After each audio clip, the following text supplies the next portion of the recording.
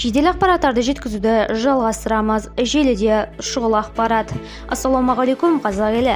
Қазақстанда болып жатырған ең соңғы ресми жаңалықтарды алғашқылардың қатарында біліп отырыңыз келсе, арнамызға жазылып, осы видеомызға лайк баса кетіңіз. Ақтөбеде бірінші курс студенті 9-шы қабаттағы балконнан өлі табылды. Көп қабатты үйдің 9-шы қабатындағы балконнан жас жігіттің мәйіті табылған.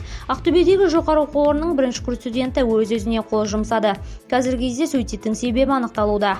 Оқиға 25 қараша күні болған. Ақтөбе қаласы полиция басқармасы номер 1 қалалық полиция бөлімінің кезекші бөліміне ағайынды Жұбановтар көшесінде орналасқан көп қабатты үйдің 9-шы қабатындағы балконнан жас жігіттің мәйіті табылған туралы хабарлама келіп түскен.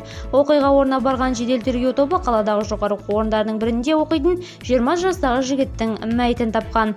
Студент Жұбанов атындағы Ақтөбе өңірлік университетінде оқыған. Қаладағы көп қабатты үйлердің бірінде университет студентінің өзіне қол жұмсағаны белгілі болды. Бұл университет ұжымы үшін үлкен қайғы. Жақындары мен отбасына біз қайғыра көңіл айтамыз. Егер сіздер де өз көңілдеріңізді білдіргіңіз келсе, видео астына өз лайктарыңызды қалдыра кетіңіздер. Сау сәлеметте болыңыздар.